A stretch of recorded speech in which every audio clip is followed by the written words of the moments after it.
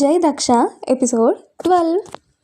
అనిల్ కనిపించడం లేదు అన్న విషయం అక్కడ స్టూడెంట్స్, స్టాఫ్ అందరికీ తెలియడంతో మరోసారి అందరూ కలిసి క్యాంప్ చుట్టుపక్కల అంతా వెతికినా ఎక్కడ అనిల్ జాడ తెలియకపోవడంతో కాళ్ళు చేతులు ఆడనట్టు అవుతుంది దేవిక మేడంకి. అప్పుడే అజయ్ అనే వ్యక్తి పరుగున వచ్చి, మేడం మేడం అక్కడ. అజయ్ కంగారు చూసి దేవిక మేడం అతని దగ్గరికి వెళ్ళి, అజయ్ కంగారు పడకు, గట్టిగా ఊపిరి పీల్చుకొని మెల్లగా వదులు అని చెప్తే అజయ్ కూడా అలానే ఒక 5 సార్లు చేసి టెన్షన్ తగ్గించుకున్న తర్వాత, ఇప్పుడు చెప్పు ఏమైంది అని అడుగుతారు దేవిక మేడం. మేడం అక్కడ ఆంజనేయ స్వామి గుడి వెనకాల అనిల్ చనిపోయి ఉన్నాడు మేడం అని అంటాడు అజయ్. అజయ్ చెప్పిన విషయానికి అందరూ షాక్ అయ్యి తేరుకొని ఆంజనేయ స్వామి గుడి దగ్గరికి పరిగెడతారు. వారు అలా వెళ్ళడం చూసిన జనం కూడా ఏం జరిగిందో అని వారి వెనకాలే వెళ్తారు. అక్కడికి వెళ్ళిన వాళ్ళకి తల ఒక పక్క, మొండెం ఒక పక్క ఉండి తెల్లగా పాలిపోయినట్టు ఉన్న శరీరం చూసి అక్కడ అందరూ భయపడితే రక్తం మొత్తం తీసేశారు అన్న విషయం ఈజీగానే అర్థమవుతుంది డాక్టర్స్ కాబట్టి.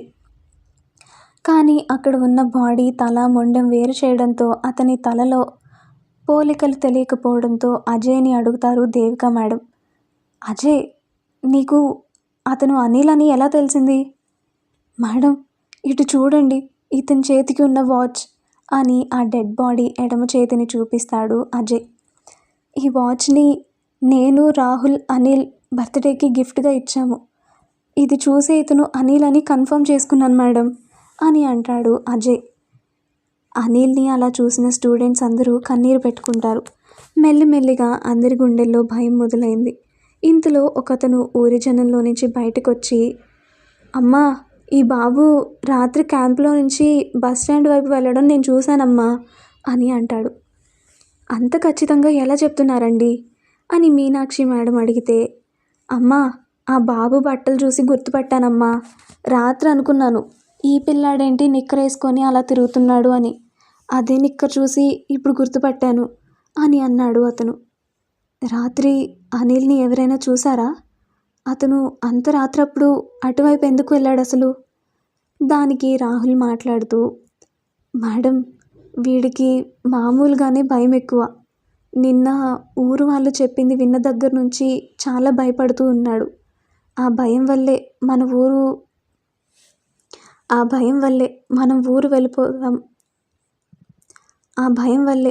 ఊరు వెళ్ళిపోదామని అనుకున్నాడేమో. సరే ఇంక మనం చేసేది ఏమీ లేదు, వాళ్ళ తల్లిదండ్రులకి ఫోన్ చేసి రమ్మనండి అని అంటారు దేవిక మేడం బాధని లోపల దాచుకొని. వాడికి ఎవరూ లేరు మేడం అని చెప్తాడు రాహుల్. ఆ మాటకి అక్కడ ఉన్న వాళ్ళు అందరికీ ఇంకా ఎక్కువ బాధగా అనిపిస్తుంది. అనిల్ చాలా ఇన్నోసెంట్గా అందరితో ఎప్పుడూ నవ్వుతూ ఉండేవాడు. ఎవరిని ఏమనకుండా తన పని ఏదో తను చూసుకుంటూ బాగా చదువుతూ ఉండేవాడు. అతన్ని తలుచుకోగానే అందరి మనసులు బాధతో మూలుగుతూ ఉంటాయి. ఇంకా అతనికి వాళ్ళే దహన సంస్కారాలు అన్నీ చేయాలి అనుకుని వాటి కోసం ఊరి మనుషుల సహాయం కోరుతారు వాళ్ళందరూ.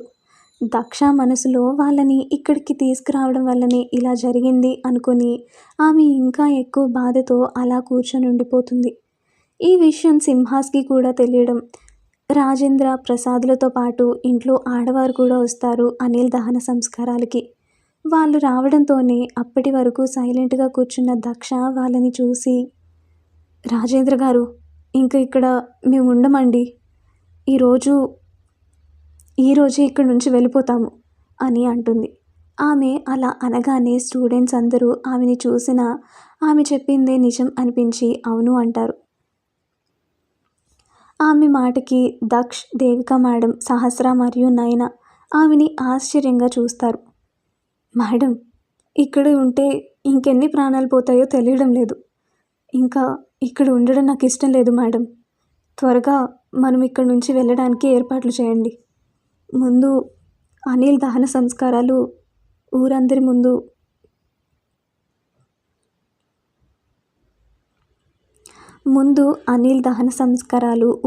ముందు చేసి వాళ్ళు అక్కడి నుంచి వెళ్ళడానికి ఏర్పాట్లు చేస్తారు. తెల్లవారితే వారు వెళ్ళాలి అనగా ముభావంగా అందరూ వారి వారి సామాన్లు సర్దుకోవడంలో మునిగిపోతారు. నయన సహస్ర దక్ష దగ్గరకు వచ్చి, అదేంటి దక్ష, నీ పని అవ్వకుండానే ఇక్కడి నుంచి వెళ్ళిపోదాము అన్నావు? ఏం చేయమంటారు మరి? ఇంతమంది ప్రాణాలు పనంగా పెట్టి నా స్వార్థం నన్ను చూసుకోమంటారా అని బాధగా దక్ష ప్రశ్నిస్తే, ఆ ప్రశ్నకి సమాధానం చెప్పాలో తెలియక సైలెంట్గా ఉంటారు ఇద్దరు. ఇప్పటికే నా వల్ల అనిల్ చనిపోయాడు అని నా మనసు కృంగిపోతుంది.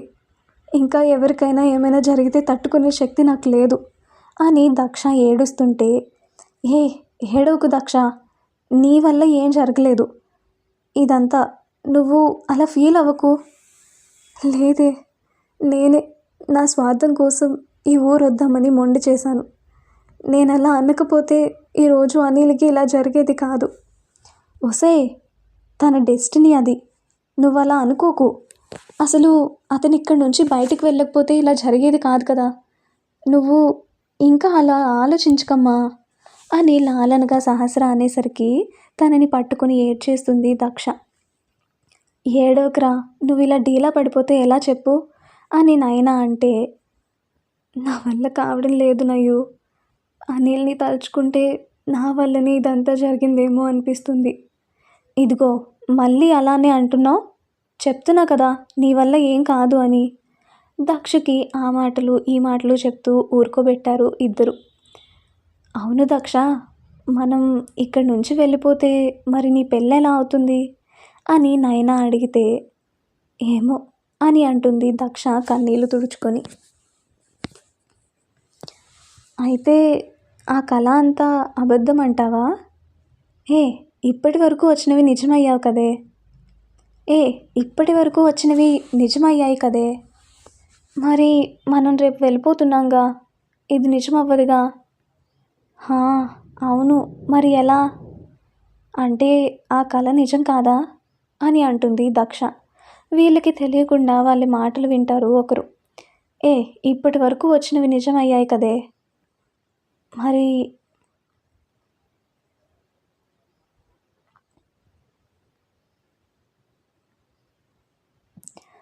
ఏమో ఏం జరుగుతుందో ఆ కాలానికి వదిలేసి ముందు మీరు పడుకోండి అని సహస్ర అనేసరికి ఇద్దరు గప్చుప్గా పడుకుంటారు. వీళ్ళకి తెలియని విషయం ఏంటి అంటే, ఒకరు వీళ్ళకి తెలియకుండా వీళ్ళ మాటలన్నీ విన్నారు అని. ఉదయం నిద్ర లేచిన దక్ష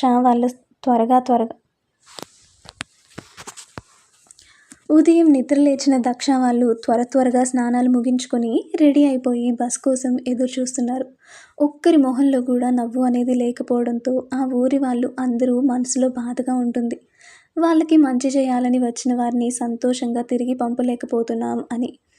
బస్సు వచ్చింది. వాళ్ళ ఎక్విప్మెంట్ అంతా బస్ కింద స్టోరేజ్లో సర్దేసి స్టూడెంట్స్ అందరూ బస్సు ఎక్కితే టీచర్స్ కార్ ఎక్కారు. ఊరి వాళ్ళు అందరూ అక్కడే ఉండడంతో కనీసం దక్ష వైపు చూడను కూడా చూడదు దక్ష.